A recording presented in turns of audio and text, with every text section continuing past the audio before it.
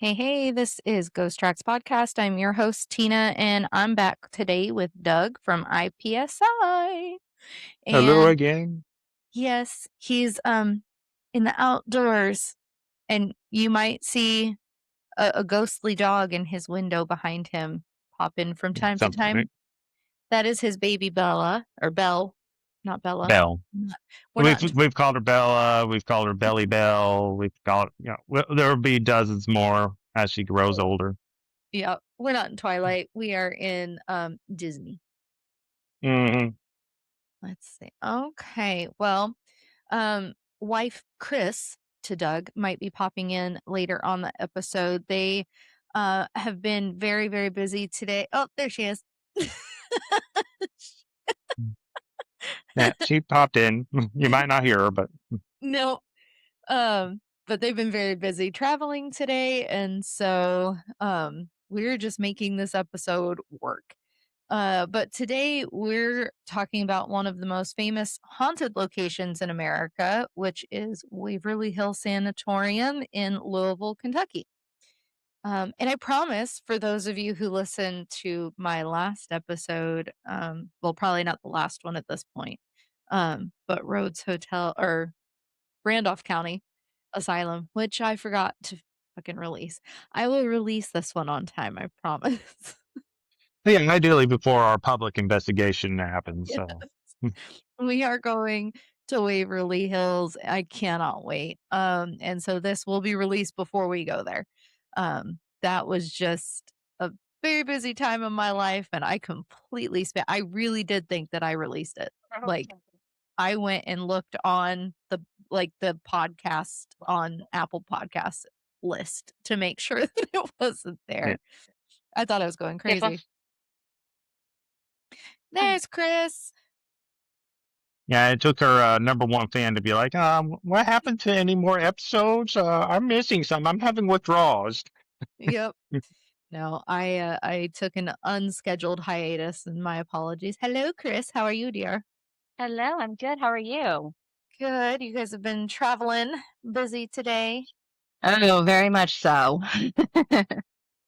So, we're just getting started. We're going to talk about Waverly today. I have basically a small book to get through. And so what we're going to do for the setup today is I'm going to talk about like the history of Waverly and everything, and then Doug's going to go and talk about the hauntings, kind of like we did with Randolph. If any of you listened to that episode, that very late episode. So, um, but yeah, if you have spent any amount of time watching paranormal television or scrolling YouTube, listening to ghost stories, podcasting, you've definitely heard of Waverly Hills. It's become nearly legendary as far as the paranormal investigative community goes. There are shadow figures, apparitions, children's laughter echoes through the hallways, strange voices captured on recordings, and then the body chute. Room 502, which I don't, Doug, are you going to talk about 502? Yeah, I'll be touching on that. Okay, And good. the body shoot, of course. Oh, duh. We did not All the discuss that. places. Yeah. It has earned quite the reputation that stretches far beyond Kentucky. But today, like I said, we're going to do something a little different before we discuss the ghost stories and haunted rooms and the unexplained experiences. I'm going to talk about the building itself, the history, and then the people that were inside that building for many, many years. Because behind every ghost story is a human story.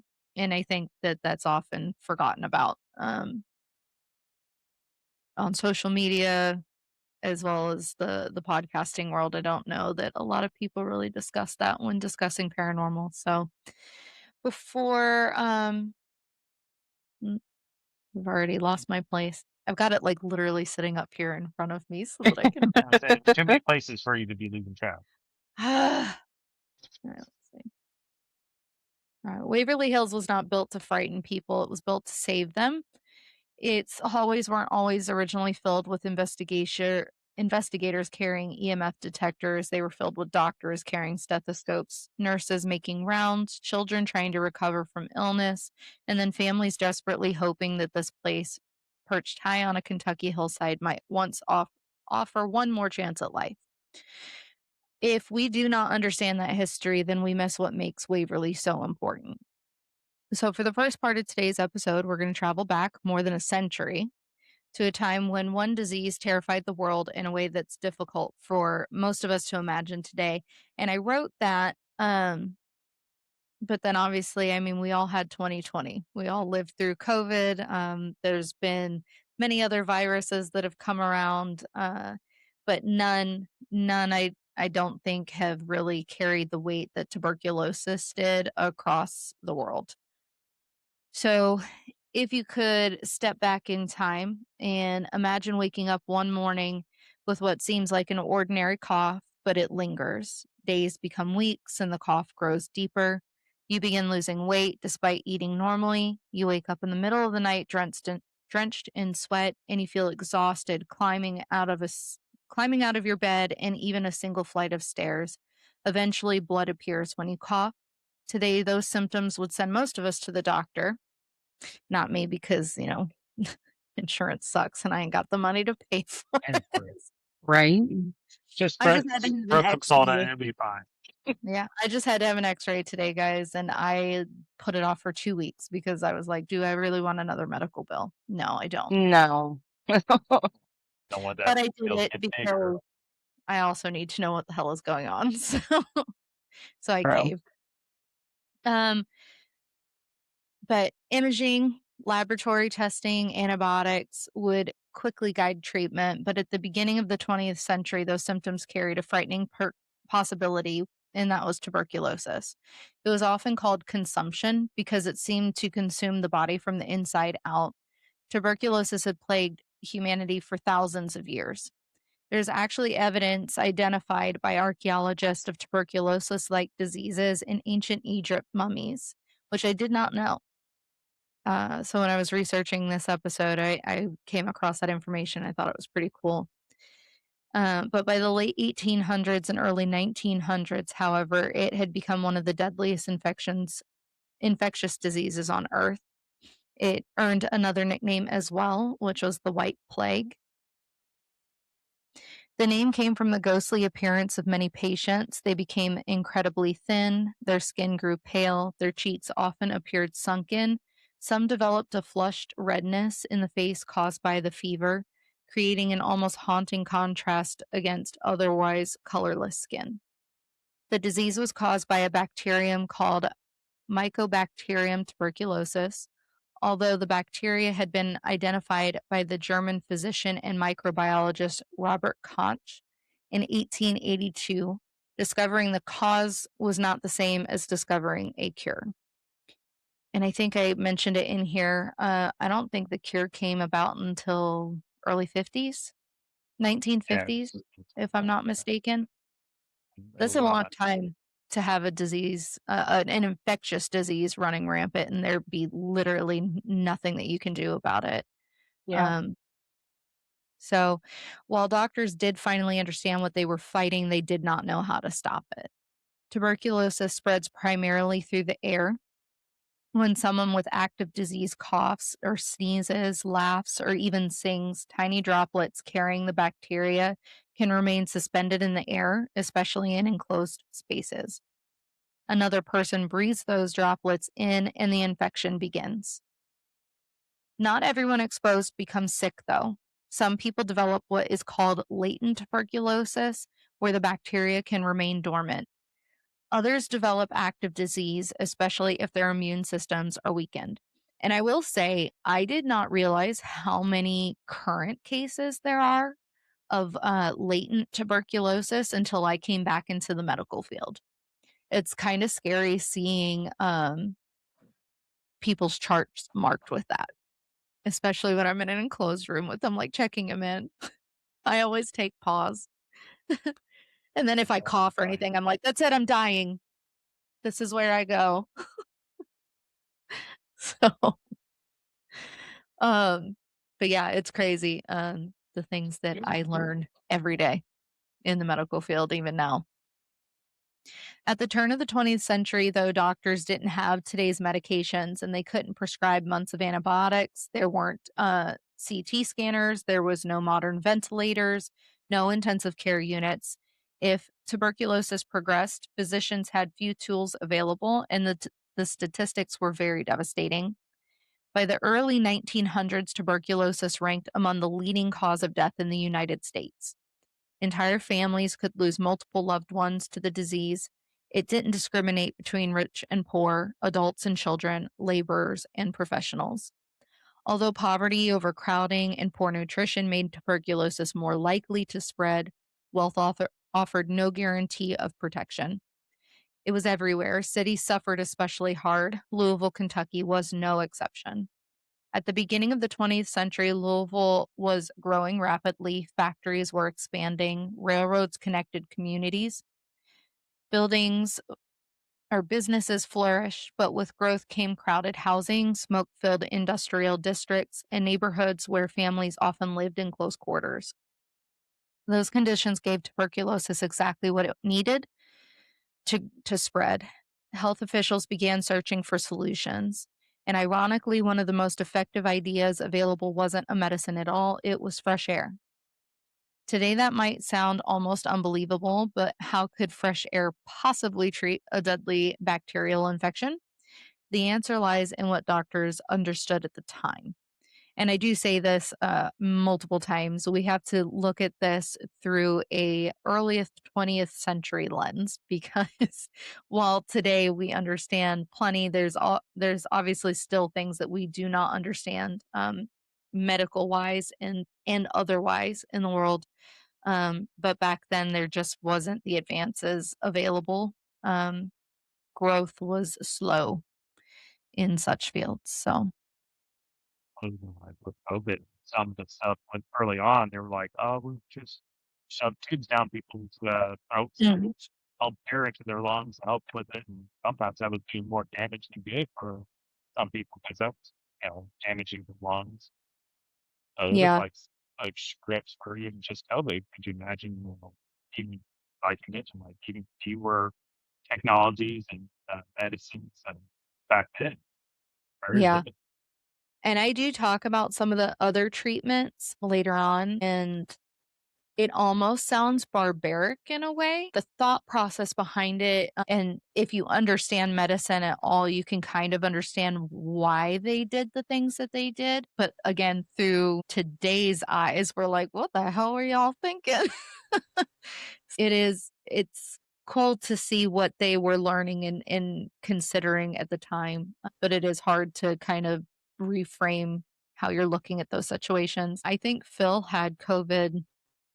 Obviously, there was no testing for it at the time. We did not know what it was.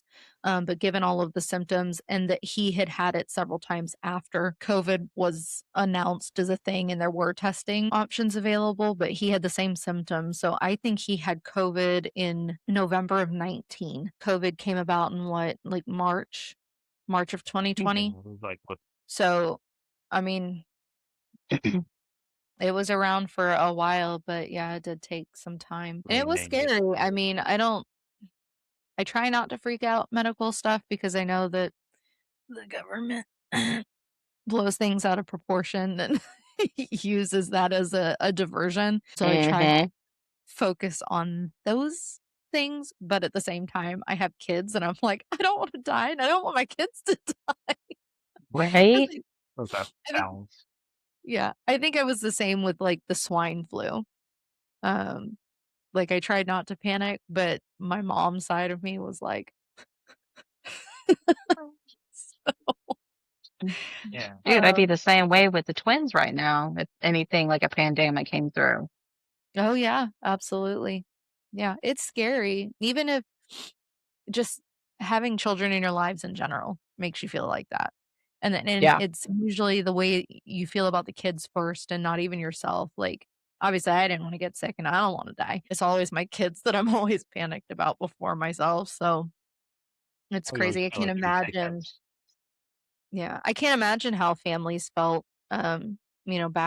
back when this was running rampant. through whole neighborhoods and cities and states. Yeah. It's terrifying. Patients often seem to improve when they spent extended periods outdoors in clean air, especially in higher elevations away from the crowded cities. Sunlight appeared to be beneficial for those patients as well. Same with rest, it reduced strain on damaged lungs. Nutritious food helped the body to fight the infection. Those observations weren't cures, but sometimes they did prolong life. Sometimes they even allowed patients to recover. And as a result, sanatoriums began appearing across Europe and North America. It's important to pause here for a moment because there is a common misconception about the word sanatorium, same thing with asylum that we discussed with Randolph County. A sanatorium was not the same as a psychiatric asylum, and an asylum was not necessarily a psychiatric asylum. So it's hard because they use those things interchangeably amongst the buildings that we discussed that have now become haunted locations. So the word does sound similar, and over the decades, people have understandably mixed them together. But a tuberculosis sanatorium was a medical hospital specialized in long term care for patients with chronic illness, particularly tuberculosis. Doctors genuinely believed that facilities gave patients their best chance. The architecture reflected that philosophy. Buildings featured enormous windows, wide sleeping porches, open balconies, natural ventilation, and everything centered around fresh air, even in the winter. In fact, many tuberculosis patients slept outdoors year round under heavy blankets while cold air circulated around them. Imagine that for a minute. For any Midwesterners here that know what our winters are like, imagine sleeping outside on a sleeping porch during some of those days. I love the cold, but I don't think I would sign up for that. It depends on the person. Some people like that crank that AC as low as possible and bundle up in a lot of blankets and sleep like babies. I mean, that is me, but not when it's, sub-zero out. But Snot with sipples temperatures and oh, gross, yes. It wasn't considered something that was cruel, though. It was considered modern medicine at the time. And actually, many cultures practice sleeping outdoors even today to benefit your lungs and your immune system. It's a very popular in Canada, actually, if I'm not mistaken. And then Russia, I think they still do yeah, that. so like your very cold climate areas. That's why you Yeah, do the polar bear plunges and all that fun jazz. That that is. shock to the system mentality. Yeah. Long before Waverly Hills became a hospital, however, it was simply farmland. The story of this building predates the building, and it begins with a man named Major Thomas H. Hayes. Hayes had purchased a large tract of land southwest of Louisville during the 19th century. The property overlooked the rolling hills of Kentucky and offered sweeping views of the surrounding countryside. It was peaceful, quiet, far removed from the crowded city below. As Louisville continued expanding, Hayes recognized a practical problem. Children living on the property needed access to education, but traveling into the city every day was not realistic for them. So in 1883, a one room schoolhouse was constructed on the land. The teacher assigned there was a woman named Lizzie Lee Harris. According to historical accounts, Harris greatly admired the novels of Sir Walter Scott, particularly the famous Waverly series. Wanting something a bit more refined than simply calling the school number whatever, because they usually were school number 1, school number 2, you know. She suggested naming it Waverly School, and at the time, the spelling did include an extra E. Over the years, usage gradually shifted from Waverly, spelled Waverley, to the Waverly that we see today, dropping that extra letter. The hill itself eventually just adopted the name as well. It's a surprising literary origin for a place that would later become one of America's best known hospitals. No ghosts, no supernatural omens, just a teacher who loved books. By the early 20th century, Louisville's tuberculosis crisis had reached the point where local officials knew more treatment space was desperately needed. The city had already operated a small tuberculosis hospital, but it became overwhelmed very quickly. Patients waited for beds, some never received one. Public health leaders wanted a facility outside the city where fresh air, isolation from crowded neighborhoods, and modern treatment methods could all be combined in one location. Major Thomas Hayes's Hill seemed ideal. Its elevation offered steady breezes, its distance from the downtown area reduced exposure to the population. Its open landscape provided room for expansion. And in 1908, plans began moving forward. Construction started soon afterwards. In 1910, the first Waverly Hill Sanatorium opened its doors. It wasn't the enormous Gothic structure that we recognize today, much like Randolph County. Mhm. Uh, Instead, it was a much smaller, two-story wooden hospital with space for approximately 40 patients. And at the time, 40 beds seemed significant. Within only a few years, though, it became painfully obvious that 40 was not nearly enough. Tuberculosis continued spreading, admissions increased, doctors needed more space, patients needed more help, and the little wooden hospital on the hill had become only the beginning of a much larger story. When most people picture Waverly Hills, they're not imagining the modest wooden hospital that opened in 1910. And people like me who love the building and the ghost and all of that did not I never realized that there was actually a first hospital there and that Waverly that we have today was a secondary option. Oh, Yeah. I thought it would start off right off the bat, that massive hell for the longest time. I didn't even know there was a school building there first. So, yeah. Yeah, so uh, yeah, I didn't realize that either. When most people like us see or think of Waverly Hills, they're not imagining that wooden building. They're picturing the enormous five-story Tudor Gothic building that seems to just rise out of the hillside there in Kentucky. and that's And it's all its grandeur. Mhm. And it's understandable because the building has become an icon. I mean, when you think of Waverly, you're thinking of what stands there now. But it was only built the way that it was because of the pandemic, because of what was happening around the state of Kentucky and specifically the Louisville area.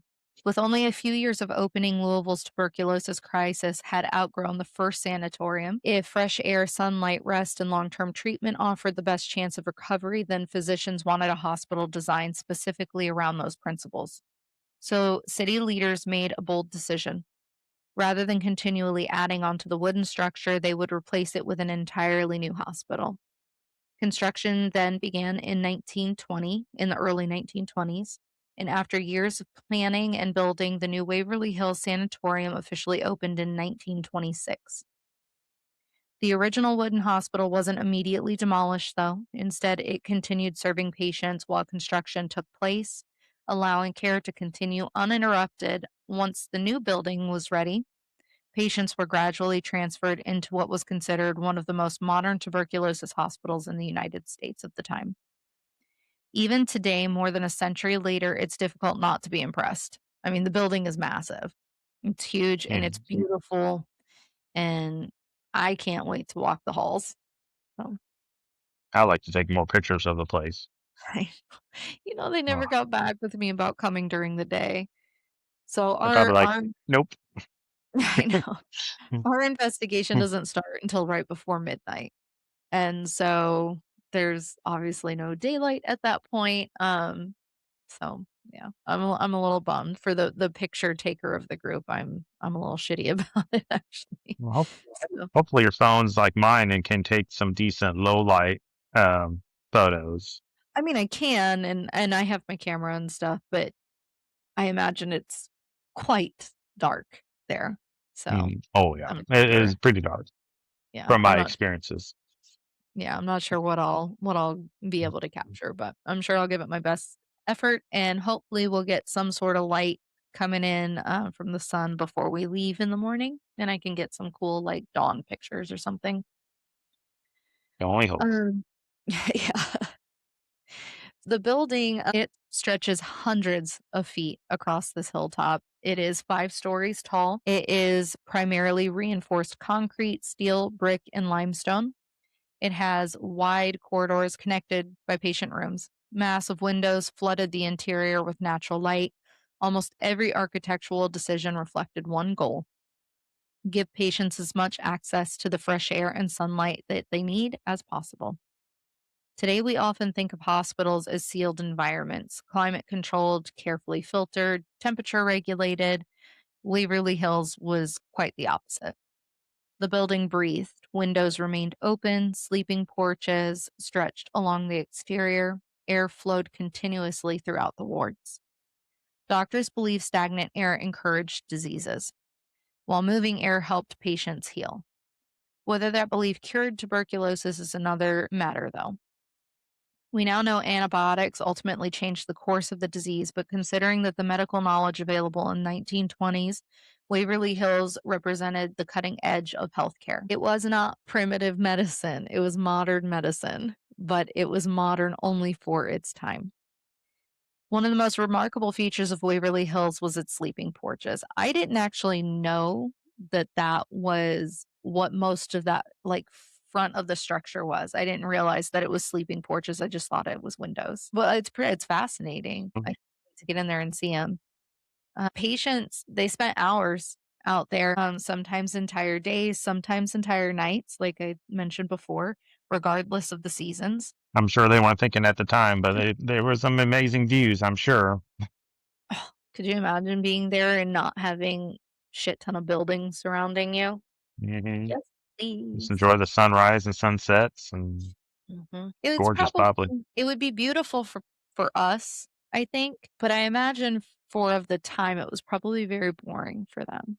For us, I think we're all craving the slowness of what life could be like because our life is so fast paced Mm. nowadays. I think, they probably wish it was more fast paced. They probably wish they could be out there doing stuff instead of laying in a bed. Goes back to, I guess, that whole "you're always gonna want what you can't have" kind of thing. Yeah.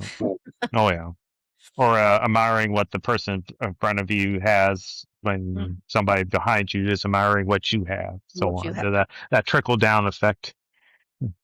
But I'm Yeah, pretty sure my last mind is like, oh, look at the pretty sunset as I slowly perish here in the bed. I would think that. That'd be my last thing on my mind as I'm laying there. Right. The treatment for tuberculosis at the time obviously was lots of fresh air and lots of patients. Life inside the sanatorium was also very structured, which, you know, mattered a lot. Consistency mattered a lot at this time, especially with this disease. Every day was organized around protecting the patient's strengths. Days often began early. Nurses quietly moved through the wards, checking temperatures and pulses, breathing, and general condition of patients. They were washed, dressed if they were able to do so on themselves. They were encouraged to. And then they were fed a very healthy meal. Nutrition became one of the most important components of tuberculosis treatment, secondary to that fresh air. Doctors recognized that many patients arriving were severely underweight. Tuberculosis consumes an enormous amount of energy, and people lost fat, strength, and as well as muscle mass itself. Many patients also were participating in occupational therapy while they were there, and it looked a little different than it does for our day and age. It was mostly crafts and reading, letter writing, light sewing, woodworking, gardening, if their health was allowing them to do that. Simple activities. They were designed to keep both their hands and their minds engaged. Children also were treated at Waverly. Surprisingly, that detail often escapes people. And tuberculosis did not spare children. This No. was a disease that took over people from infancy straight up until their elderly years. There were entire pediatric wards existing within Waverly for young patients. And because some of those children obviously remained in the hospital for very long periods of time, education continued inside the sanatorium as well. There were teachers on staff and they conducted classes. Lessons continued, books were read, arithmetic was practiced. I can't imagine being like 6 years old inside of a sanatorium for probably months, if not a year or more, recovering from this horrible, infectious disease. I say, no, my jerkish side as a kid, I would probably been like, I'm dying. Why do I care about this? Right. I'm gonna die anyway. Leave me alone. God. I don't want to be learning this stuff. Math is not going to aid me in this. It was also weird that not only the sick children, but there's just children in general that of patients that could not. There was nobody else available to take care of them, so Right. just the normal children had to be amongst all that. And could you imagine just being, I'm healthy, why am I here? And as you're walking past doorways of people coughing, slowly perishing, and that's kind of rough childhood there. Can't imagine. I mean, there's probably a lot of kids that go through that even now, Mhm. um, in some families, like that case out of uh, what is it, Ohio? One that's going on right now, the 16 kids. Oh yeah, I was like, wait a minute, oh yeah, that one. I just heard Yeah, about that. Yeah, it's man, disgusting. that's a bee's nest of yeah, It's disgusting. We're not a true crime podcast, but I probably could have one because I'm a true very crime. easily. I Oh, mean, good. sometimes paranormal and true crime kind of They sometimes. a little bit, not always, but yeah, sometimes. One feature of Waverly that has generated countless legends is the long tunnel that was running beneath the hospital. Today, it's most universally called the body chute. The name certainly captures attention for people, but history deserves a little more nuance. The tunnel was built into the hillside to connect the hospital with lower service areas. It allowed supplies to move more efficiently up to the steep hill. It also carried steam lines from the powerhouse to help heat the massive building. I could not imagine that energy bill to heat a building that is, I think, what, 160,000 square feet? That or That's it was like I think 180,000. see, that's worse. Yeah, that's another 20,000. Right. All I'm here is ching ching ching ching ching. Right. Over time, historical evidence suggests that deceased patients were, at least on some occasions, transported through the tunnel rather than through the main entrance. Practical reason for this is very simple. Hospital administrators wanted to reduce the emotional impact on patients who were still fighting for their lives. Imagine lying on a sleeping porch trying desperately to believe that you are improving, that your lungs are getting better, that this disease is not going to kill you. Now, imagine trying to focus on that, but watching a funeral procession pass by your window every single day. That would have been devastating for the patients. Using that tunnel below the building allowed hospital operations to continue while preserving as much as possible the morale of those still receiving treatment within its walls. Was the tunnel used for transporting the deceased? Yes, but it was not its only purpose. Like many aspects of Waverly Hills, the real history is actually more interesting than a simplified version often repeated online. As we close the historical portion of today's episode, I want you to remember something. Everything that we have talked about so far happened before antibiotics. That's probably the single most important fact to keep in mind regarding the tuberculosis outbreak in a lot of these sanatoriums. It's easy for us living in the 21st century, like I said before, to hear about some of the treatments that they used at Waverly Hills and other sanatoriums that operated at the time and think, why in the world would they do that? But if we remove our modern medicine brains for a minute, the question then changes. Instead, it becomes, what else could they do? If your patient was slowly suffocating because tuberculosis had destroyed their lungs and every conventional treatment had failed, would you simply watch them die? Or would you try something, anything, that might buy them more time? That was the reality that physicians faced every day in the early 20th century. Some of the procedures developed during the sanatorium era sound shocking to us today, but they were rooted in the best scientific understanding at the time. They they weren't acts of desperation without thought. They were carefully studied medical interventions. Whether they ultimately proved effective is another story. One of the most my mind was blown when I found this out. One of the most common treatments that was performed as at tuberculosis hospitals, including Waverly Hills, was called an artificial pneumothorax. The name sounds intimidating, but the basic idea was very straightforward. Doctors believed that if an infected lung could be partially collapsed, it would have an opportunity to rest and heal. No. Think about a broken bone. We place it in a cast so that we cannot move it and it is stabilized. Therefore, it is at rest. That's basically the thought behind it. Physicians hoped that something similar might happen with a damaged lung. So, using a needle, they introduced sterile air into the space surrounding the lung. And as pressure increased, that lung partially collapsed in on itself. Patients often required repeated treatments of this over months or even years to maintain that collapse. Did it cure tuberculosis? No, absolutely not. But for carefully selected patients, it sometimes slowed the disease progression and improved survival rates. That just terrifies me. Why? I would be a basket case. You want to collapse my lung? Hell no. Mhm. I'm already struggling to breathe as it is, and now you're Yeah. collapsing the lung. Yep. But wait, there's more. Mhm. Um, Another procedure was called a thoracoplasty. Yeah, thoracoplasty. If you've never heard of it before, take a seat. Thoracoplasties involve surgically removing portions of several ribs, not all at once, but enough to allow the chest wall, again, to collapse inward on itself. Goal was not punishment here. The goal was reducing movement in severely diseased sections of your lungs. Without the support of the ribs, physicians hoped that the damaged lung would remain compressed and have a better chance to heal. By today's standards, it sounds barbaric and unimaginable, but it's also a massive operation. Recovery could be long and painful. Many patients experienced permanent changes to the shapes of their chests.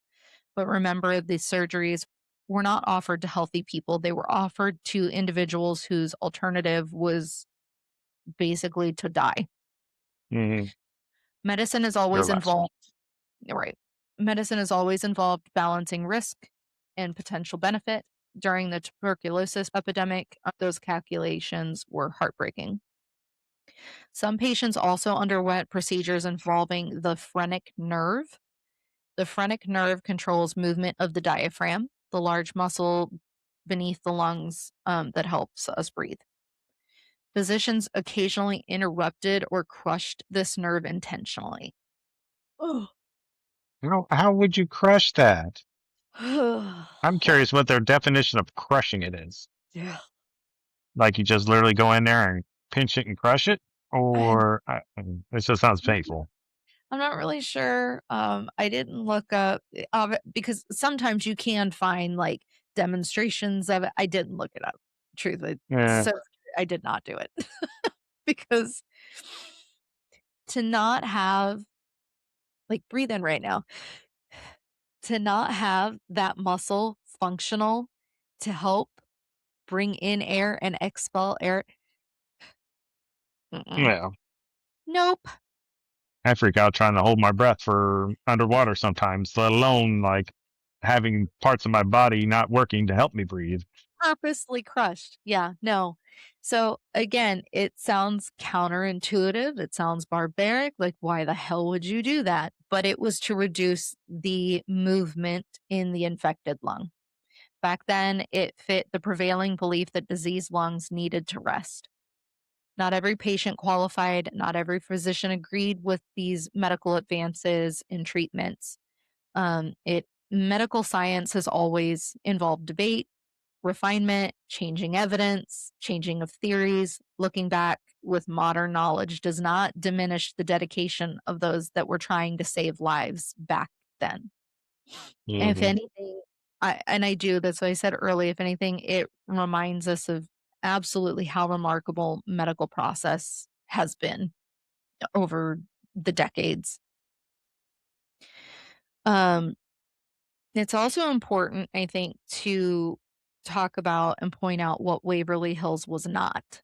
Despite what some internet stories claim, it was not a place where patients were routinely subjected to cruel experiments.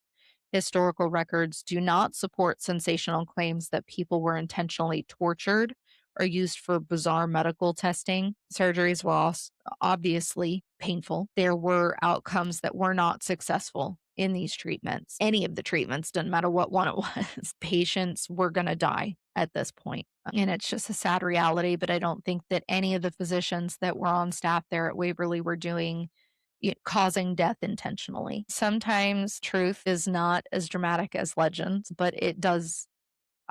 We function here honesty first, and that goes with every part of what we talk about. And while we're ghost hunting and capturing evidence and stuff, we really do try to bring it forth with honesty. So that also comes with the history of these places. I would like to be as honest and upfront as I can and not clickbaity. So, not every patient required surgery. Many improved through conservation care alone. Rest, nutrition, fresh air, time. Some patients did leave Waverly healthier than they arrived, but that often gets forgotten given what people prefer to hear about these places. When we hear the name Waverly Hills today, we do tend to think about death. But people did recover there. Children did go home. Adults resumed their normal lives. Families were reunited, and those successes might not have become famous ghost stories, but they were victories worth celebrating then and now. Everything changed in the 1940s.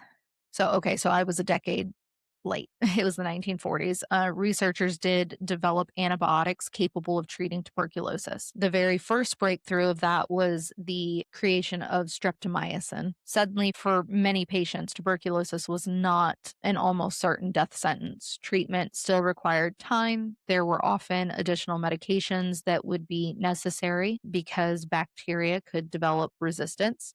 I added my own public service announcement to this. All you motherfuckers out there with your sick asses, if you are prescribed an antibiotic, this is medical assistant Tina talking, fucking finish your shit. Do not go, I feel better 3 days into my 10-day course of antibiotics. I'm not going to take the rest of my stuff. No, do not do that. Take the full 10 days, absolutely every one of those goddamn pills in there, because that is how bacteria become resistant to medication. That's how we ended up with MRSA and VRSA and all of these things that are extremely difficult to heal and get rid of and become very contagious and spread. Is because you guys do not finish your medications like you are supposed to. So I am going to get Yeah. off my soapbox now. Do what you're supposed to do. If your doctor is telling you to take your medicine for the love of God. Because if I end up with fucking MRSA or VRSA, I'm going to come out there and I'm going to find who gave it to me. Okay? And force feed you some pills. I'm going to beat your ass first. Theoretically. Okay. So, with the advances in medicine and the creation of these antibiotics that can now cure tuberculosis, sanatoriums, once considered humanity's best defense against tuberculosis, slowly became less essential. Across the United States, these facilities began closing. Waverly Hills was no exception to this. After decades of serving patients, the sanatorium officially ceased operation as a tuberculosis hospital in 1961. An era had ended, but the building's story was not over. Much like ISS and all the other hospitals, they were just then repurposed. Waverly Hills was reopened as Woodhaven Medical Services, often called the Woodhaven Geriatric Center. Instead of treating tuberculosis patients, the facility now cared primarily for elderly residents and individuals requiring long-term medical assistance. For more than 2 decades, life continued inside that building. And then in 1981, once again, the halls fell silent. For years afterwards, Waverly Hills stood largely abandoned. Nature slowly reclaimed parts of the property. Windows broke, paint peeled, weather entered through damaged roofs, vandals, jerks, left their mark. Urban explorers wandered its empty corridors. Photographers documented its slow decay. God, I would have loved to. I wish we lived closer and that it wasn't Mhm. private property and that I I think you wouldn't were have. snuck on a few times. Um, But after all of this, something unexpected happened, I think, for a lot of people in the Louisville area. Preservation happened. People began recognizing that Waverly Hills represented far more than a spooky abandoned building. It was an important piece of history and medical history, and a reminder of a time when communities fought one of humanity's deadliest diseases with the knowledge that they had available.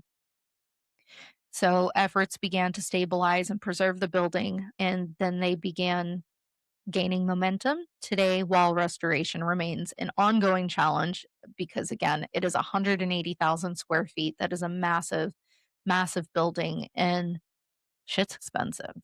But Waverly Hill old stands, shit existed. all shit's expensive, old and new. But Waverly Hill stands because people refuse to let that history disappear. And I think that's one of the lessons that I take away from Waverly Hills more than anything else. Not fear, not ghosts, but hope. Think about that. Thousands of people climbed that hill believing that it represented their best chance at survival. Doctors dedicated entire careers to defeating an invisible enemy that they could not cure yet, but they didn't give up.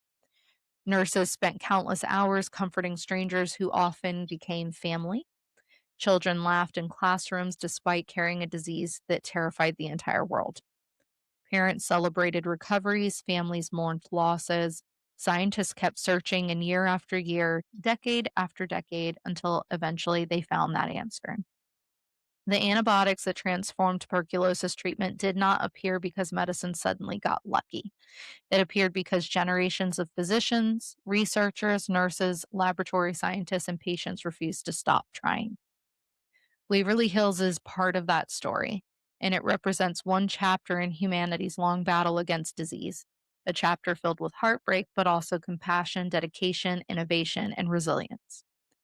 So, before we shift gears today, I want to leave you with a final thought on my end. The next time you see a photograph of Waverly Hills, hopefully one of mine, do not let your mind automatically jump to ghost stories. Instead, picture young nurses quietly adjusting blankets on sleep porches during Kentucky winters. Picture physicians walking room to room before sunrise, checking on patients that desperately hoped to improve. Picture children learning arithmetic while looking out over the rolling hills beyond the windows of their rooms. Picture families embracing during visiting hours, grateful for every second and every day that they had together. Whether or not you believe that Waverly is haunted, those people were unquestionably real. The courage was real, their suffering was real, their hope was real, and I think that that's worth remembering. Sometimes history survives in photographs, sometimes it's in newspaper articles, sometimes it's in architecture, and sometimes people believe it lingers in other ways. For decades, visitors, former employees, investigators, and curious skeptics have all walked into Waverly Hills claiming that they have experienced something that they couldn't easily explain. Shadow figures, unexplained voices, footsteps, apparitions, stories that have become part of the building's modern identity. Whether those experiences are paranormal, psychological, environmental, or something else entirely, it is something each person has to decide for themselves. And that's why I invited Doug today. Doug has spent a little bit of time investigating at Waverly Hills in the past, and we've obviously explored many stories that continue to surround that building today. And now that I have laid the historical foundation for this, met the people who gave Waverly Hills its legacy, we're going to step into the mystery that has made one of the most talked about haunted locations in America. Doug, let's talk ghosts.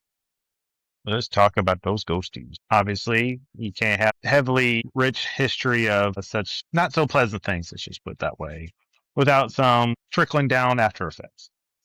From eyewitness reports and potential folklore, here's some of the spooky facts about Waverly. Of course, like we alluded to, room 502, the most famous haunting location is the fifth floor, where so unfortunately there was a nurse who allegedly completed suicide.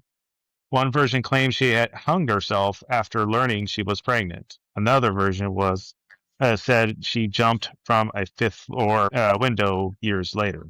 There was another version of a nurse, I should clarify.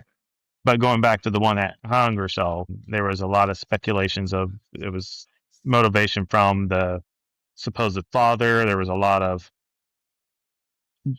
mysterious circumstances involving with this poor lady, to even going as far as supposedly the unborn child being found in the ditch.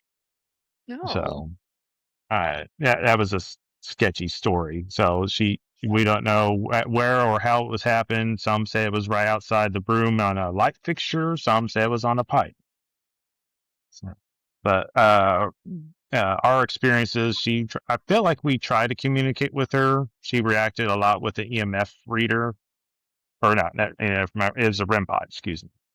So we might be able to get some if we check that place out. Reported activity is shadow of a woman in white, crying, feeling overwhelmingly sadness, hair pulling, sudden nausea, cold spots, and apparition near the window. Another potential ghost is a little boy named Timmy. A young boy named Timmy is said to roam the halls. No records confirm his identity. Staff visitors have given him the nickname over the years. He loves to play with ball. He's been known to be seen with a leather ball, and Okay. but you'll find the ball, or you can provide a ball, and you could roll the ball to him, and he'll roll the ball back to you. That's That would cool. be cool to see. Well, yeah, we'll have to give that a go. Because there last time we were there was no shortage of balls because around every corner there was a ball. No. But Maybe we should find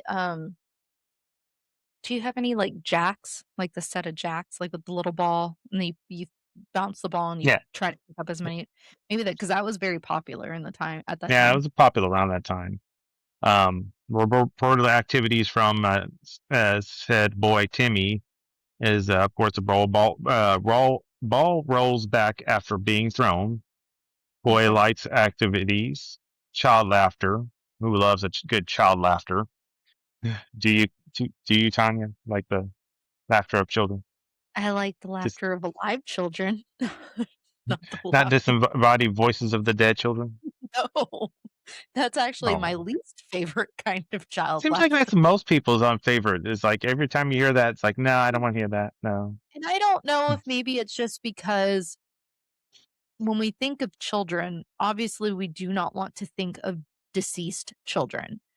Mhm. So I don't know if that like is why it creeps me out so bad, or I imagine that's probably why a lot of people do not like it, is because we want to think of kids as alive and, you know, Young and f- innocent and live furry, forever and yes, and boisterous and all of that, not creepy deceased ghost children in a corner giggling to them. Fuck no. Absolutely or not. crying from mommy sadly. Oh, mommy. Oh, that makes me so. Yeah, that would make me probably cry too. The whole Mhm. crying for something. And of Yeah. course, moving on to the next popular location, the body chute or death tunnel. Mhm. Um, of course, you already covered what it was meant for, carrying supplies, and it was also, help to move on deceased patients. And of course, it stretched hundreds of feet downhill beneath the hospital. Supposed activities are whispering, heavy footsteps, phantom Always. voices, feeling watched, dark figures at tunnel entrance, and EVPs captured by investigators. So we got to investigate the death chute. That was like the first place we checked out when we were there, and we didn't really get a whole lot. But of No. course, we were there for a brief moment in time. Um, actually, me personally, I didn't find it that creepy. But of course, I was with people, so if I would try it by myself, I might have different feelings. Yeah. I I just I don't know. I don't know what to expect going into it because it's a little different. So this investigation, because Waverly Hills is so popular, um, I think in January they released their schedule for like like their whole working year, which Mhm. is I think what March. Do they open in Yeah, March?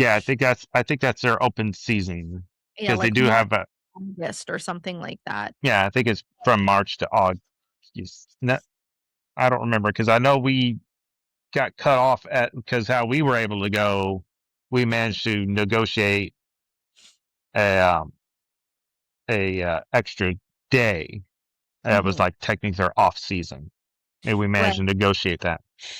So Yeah. typically what they do is, they have, their open season, which are the warm months because there is no electricity Mhm. to the building. And so they're usually open March to August timeframe-ish. And they only have so many public investigations available. So then they release that calendar in January, and obviously people go absolutely ballistic and book for, all of the private investigations for the whole year are usually taken within a couple days to a couple of weeks, maybe. I think this year was like 6 days, so roughly So we missed that. by a country mile. Investigations. We're going on technically a public investigation. Most of our group, and then Heather from Tell Me a Scary Story podcast will be there with us as well. But there will also be other people there. So this is not like we have full run of the mill and we're familiar with absolutely everybody that's on the team, that will be in the building. This one will be a little different for us because I've always done the private investigations. I've not had a public one before. And then Yeah, I've never been there, so I don't know what the building looks like. I don't know what the layout. yeah. This We really need to get on setting some moolah aside for that January opening of that list for next year because I would love to do a private investigation. no, I would love to do another private one. This will be our second public investigation, and ironically, our very first one was Indiana State. Mhm. So, Okay. so it seems ironic that we would do a public one for Waverly too. Yeah. Well, or not all of you, but you've been to Waverly before, have you not? Yeah, Yeah. I this would be technically my third time at Waverly. Okay. Okay. So my very first time was with a different group of friends. They've been on ghost investigations with us before, but Mhm. we were just simply there to go check out the haunted attraction part of it that they do around Halloween time. And Gotcha. they, of course, do small little couple hour tours on top of that, all that too, which we also partaked in. So they'll Okay. take you upstairs to a certain part of the building to do a quick little tour and, a ghost tour. Um, that was interesting, very interesting. Mhm. Um, but will be for our group. This will be our second time being at Waverly, the Okay. whole group. Well, it is my first time, so, It's our first um, time for you. it is, but I'm very excited to go out there. I'm just trying to kinda think of some things that maybe we could bring. Obviously, I won't have I'll probably bring my whole kit, but I'll probably leave, like, a majority of it at the Airbnb or something, Yeah, or car, I don't know, and just keep the I car feel low. like just the basic stuff like a RIM pod, an EMF reader, Mhm. of course, cameras of various kinds, and I Yeah. feel like that's roughly it. It's going to be hard, especially with total strangers amongst us. You don't want to leave stuff behind, and people potentially walking off with it and stuff like that. And Right.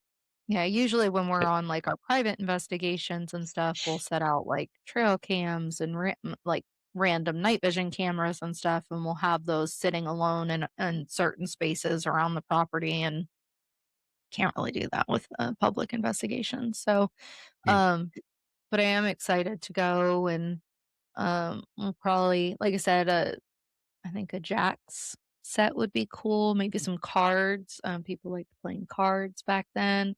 I'll obviously have my phone, maybe get some more music downloaded, for yeah, the time music period for and the time.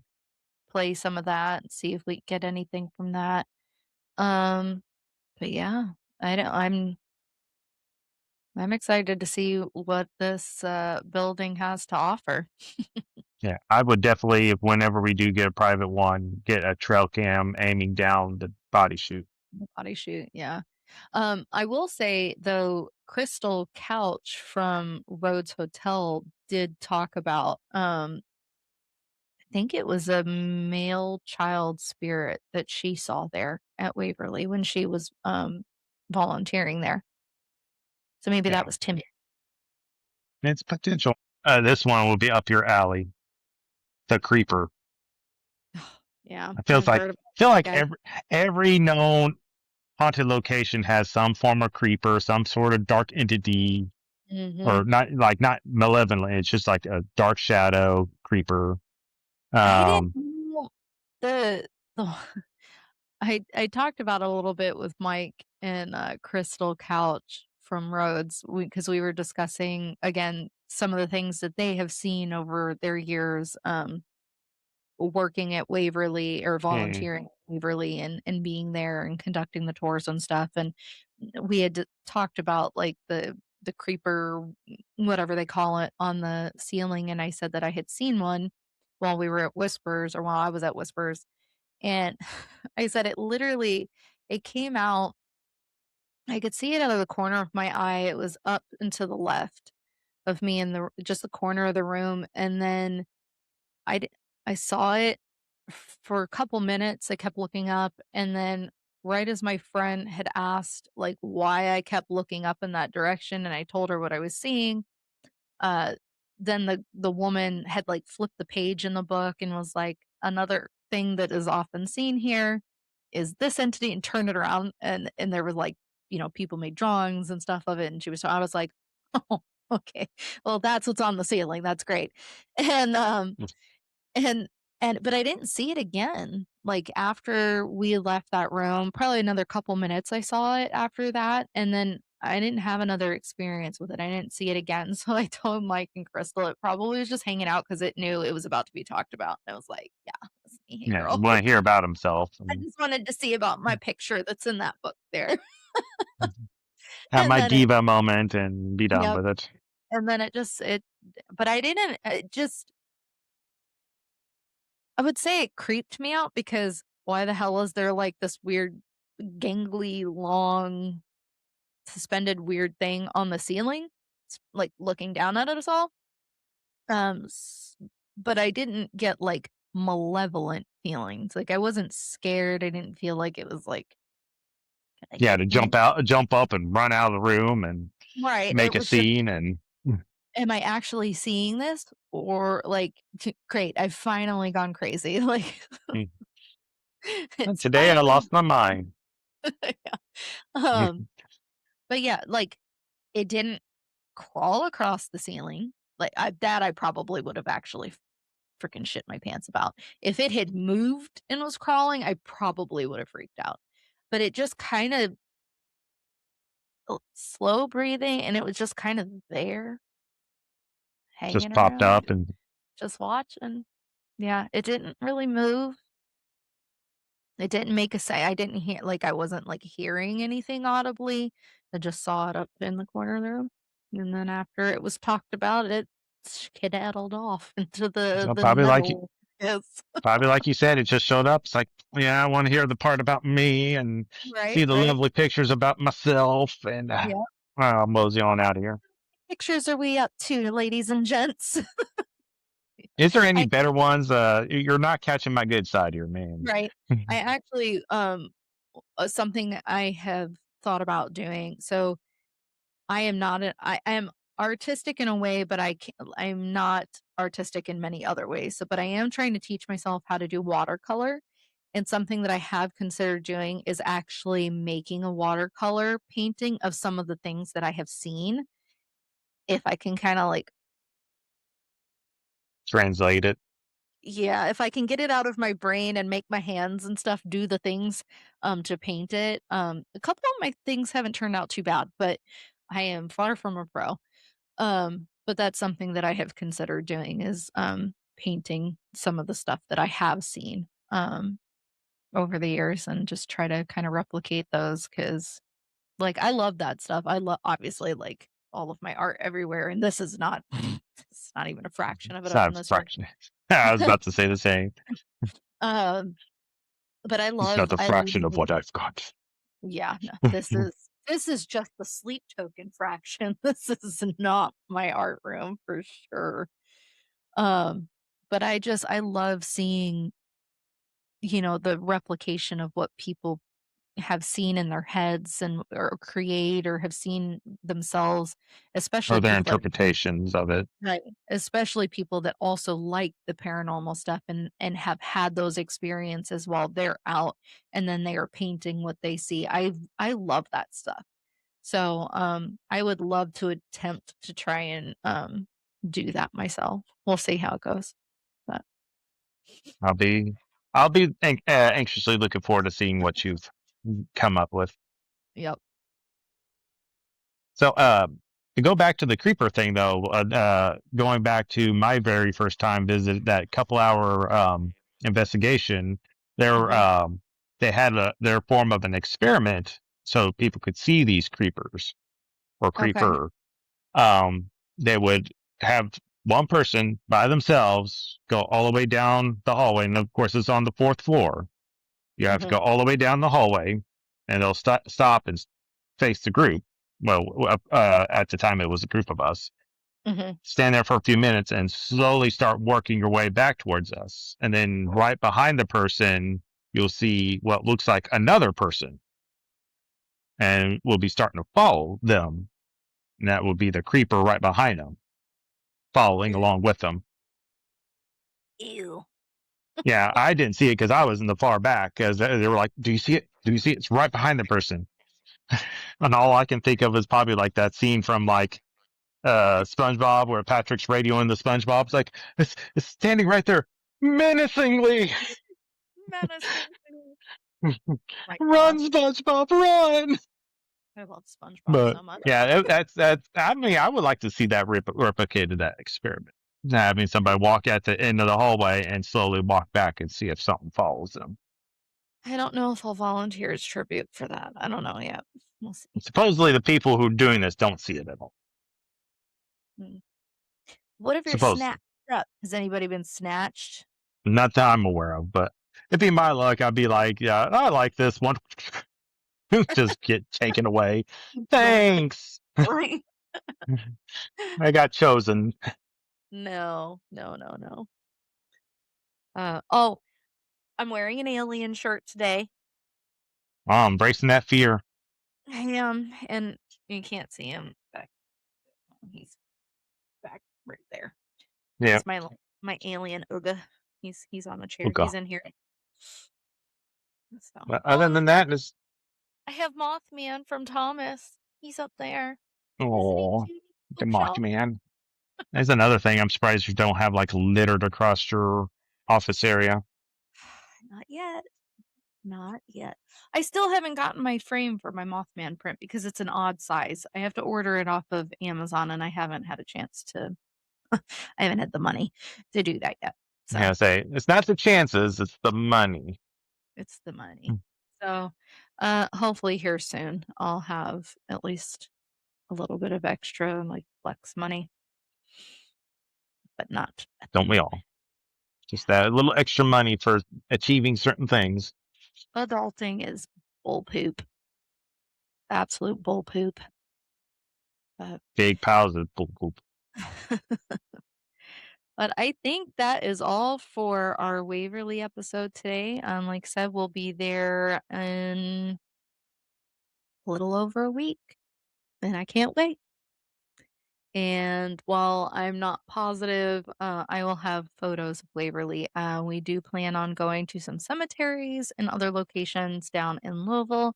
So make sure to follow on social media because that is where I release some of those pictures that I take. Another Ghost Tracks exclusive that is coming probably in a couple months, if I'm being completely real, because a lot, it's a lot to design a book, but I am creating. I'm about not quite halfway done with the layout and getting stuff in there, but I am creating a coffee table book with some of my pictures that I have taken in haunted locations or just creepy locations and cemeteries and stuff like that. So, once that is available, I'll obviously make a big ass announcement because I've worked really hard on this thing. So, it looks really cool. I really like how it's coming together. So, hopefully, Yeah, you guys will enjoy it too.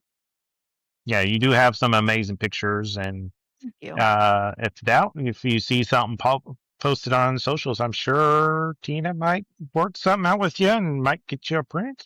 I might Yeah. be spitballing something for you, but Yeah, if no, I do offer prints. I've mentioned it. I think I mentioned it on a TikTok that I had made when I got my other merch in. If you guys see some of my pictures and stuff and you would like a print to purchase, I do have some of them available on my website. Um, but it is cheaper for you and more beneficial to me if you just email me, message me, reach out to me on social media and tell me what one you want, and I will get that out to you, um, instead of going through the website. So then you have to pay for a bunch of shipping and all that other crap. all that blah So blah blah. and I only get a portion of it because they print and send it instead of me doing it myself. So if you want to help a girl out, you can just get a hold of me. Um, but yeah, I have a decent size portfolio. The pictures that you guys see online and stuff, that's not even a fraction of what I have available. So, yeah, you can get a hold of me if you see something you like or if you're looking for something specific that at a place that I've been. So, but yeah, keep an eye out for that.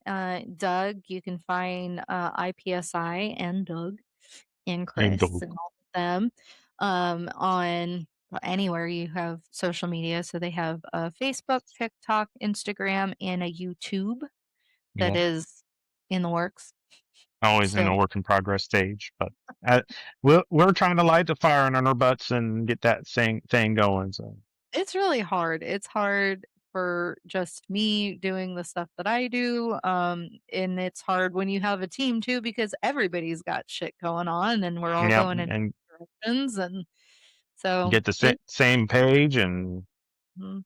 It can be a lot.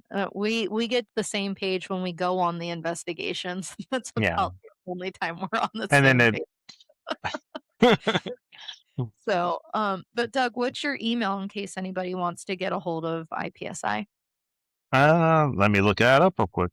Oh, it's on there, but I was like, wait a minute, what is it off the top of my head? I know it's Gmail. That's about the extent of it. I think Let it's me look. Hold on, because I just sent you an email. Da-da-da-da-da. it's one of those deals. Where's Is it your the email? initials? Is it the spelt out version? I think it's initials, like I dash I-PSI. It is indiana.psi.07 at Yeah. gmail.com. So a little I more know than what certain parts of it's spelt out and certain parts of it's still initialed, and I'm like, Yep. I Hey, think that's what they got. but mine is easy. It is ghosttrackspodcast at gmail.com. I have a website at ghosttrackspodcast.com. And then I have the Facebook, the Instagram, the TikTok, the YouTube that is also in progress. But yeah, you can reach out anywhere. And then obviously, if you found this podcast and you're listening, then you know where to find a podcast. So, woohoo! But that is all for us at this moment. And we hope to see you on the flip side. After our investigation, hopefully we all survive it and we're not I'm snatched sure up we by will. some creepers. But we will talk to you later. Stay creepy. Bye. Bye.